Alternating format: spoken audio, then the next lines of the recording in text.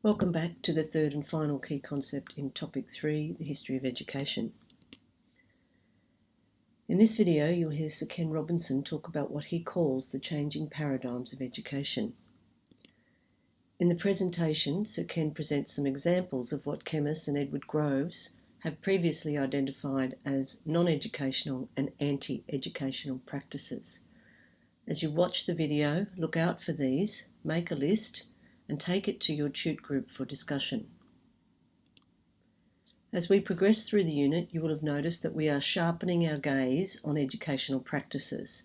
To that end, we're engaging in critical and a self-critical approach or contemplations of ways current forms of schooling may not be making the grade, and considering how or if we, teachers of the future and present, can make a difference by providing the children and young people in our care with an education that enables them to live well in a world worth living in.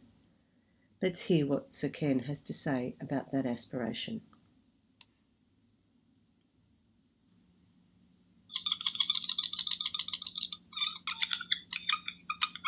Every country on earth at the moment is reforming public education. There are two reasons for it.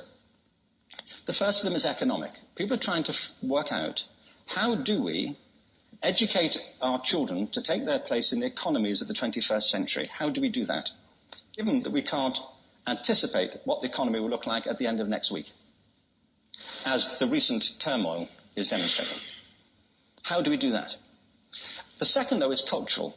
Every country on earth is trying to figure out, how do we educate our children so they have a sense of cultural identity and so that we can pass on the cultural genes of our communities while being part of the process of globalization? How do we square that circle?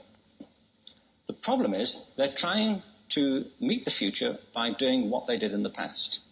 And on the way, they're alienating millions of kids who don't see any purpose in going to school. When we went to school, we were kept there with a story, which was if you worked hard and did well and got a college degree, you would have a job. Our kids don't believe that. And they're right not to, by the way. You're better having a degree than not, but it's not a guarantee anymore. And particularly not if the route to it marginalizes most of the things that you think are important about yourself. Some people say we have to raise standards if this is a breakthrough. Like, really, yes, we should. Why would you lower them? I haven't come across an argument that persuades me of lowering them. But raising them, of course we should raise them. The problem is that the current system of education was designed and conceived and structured for a different age. It was conceived in the intellectual culture of the Enlightenment and in the economic circumstances of the Industrial Revolution. Before the middle of the 19th century, there were no systems of public education. Not really. I mean, you could get educated by Jesuits, if you had the money.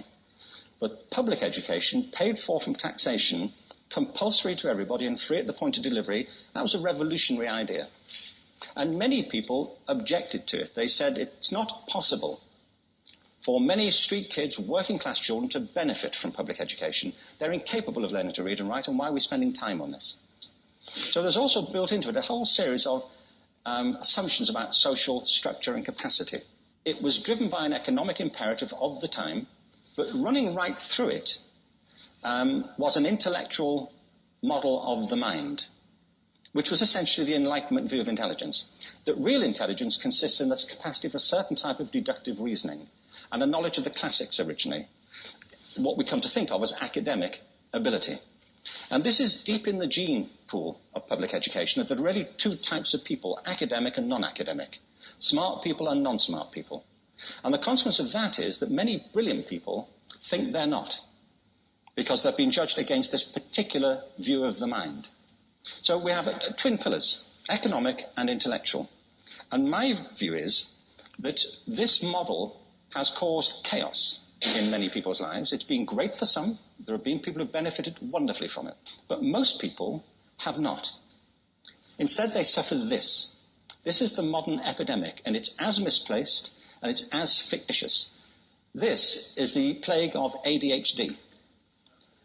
Now, this is a map of the incidence of ADHD in America, or prescriptions for ADHD.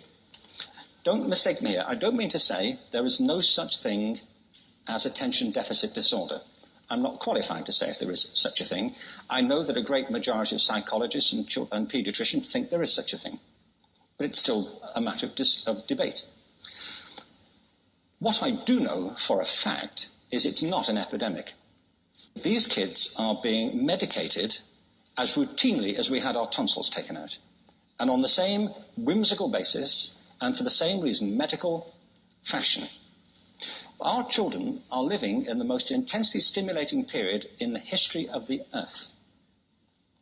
They're being besieged with information and calls for their attention from every platform, computers, from iPhones, from advertising holdings, from hundreds of television channels. And we're penalising them now for getting distracted. From what? Boring stuff at school, for the most part. It seems to me not a coincidence totally that the incidence of ADHD has risen in parallel with the growth of standardised testing. Now, these kids are being given Ritalin and Adderall and all manner of things, often quite dangerous drugs, to get them focused and calm them down. But according to this, attention deficit disorder increases as you travel east across the country. People start losing interest in Oklahoma.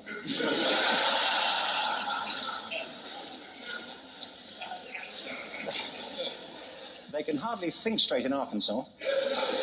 And by the time they get to Washington, they've lost it completely. And there are separate reasons for that, I believe.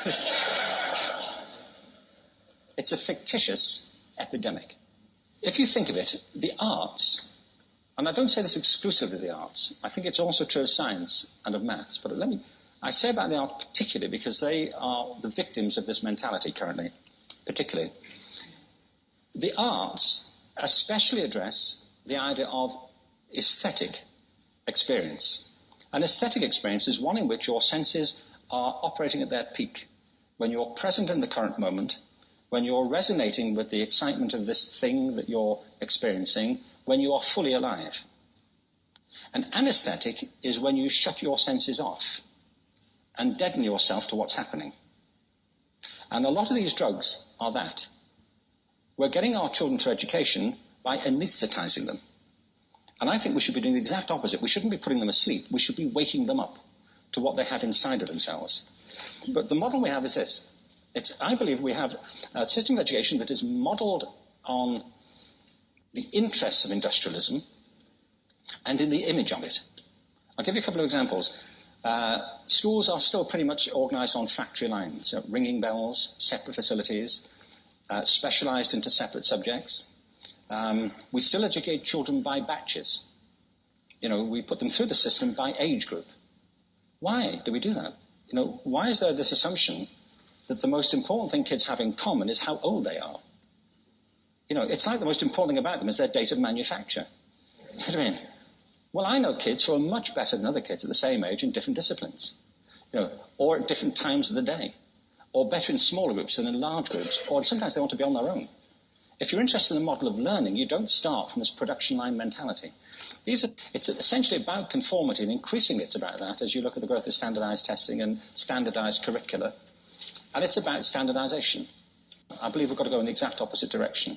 That's what I mean about changing the paradigm. There was a great study done recently of divergent thinking. Published a couple of years ago. Divergent thinking isn't the same thing as creativity. I define creativity as the process of having original ideas that have value. Divergent thinking isn't a synonym, but it's an essential capacity for creativity.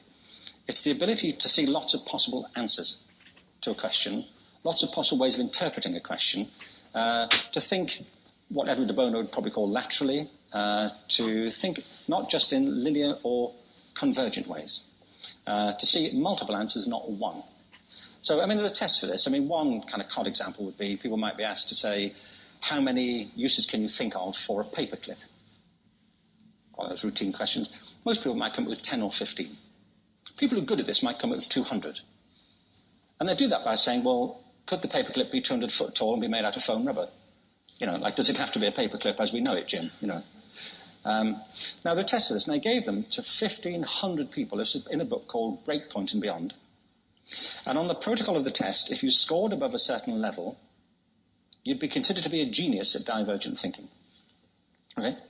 So my question to you is, what percentage of the people tested, of the 1,500, scored at genius level for divergent thinking? Now, you need to know one more thing about them.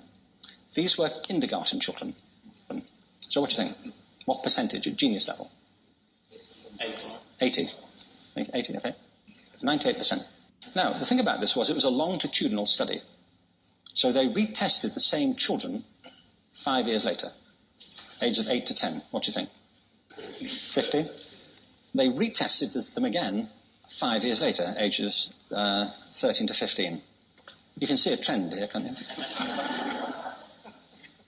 Now, this tells an interesting story, because you could have imagined it going the other way, couldn't you? You start off not being very good, but you get better as you get older.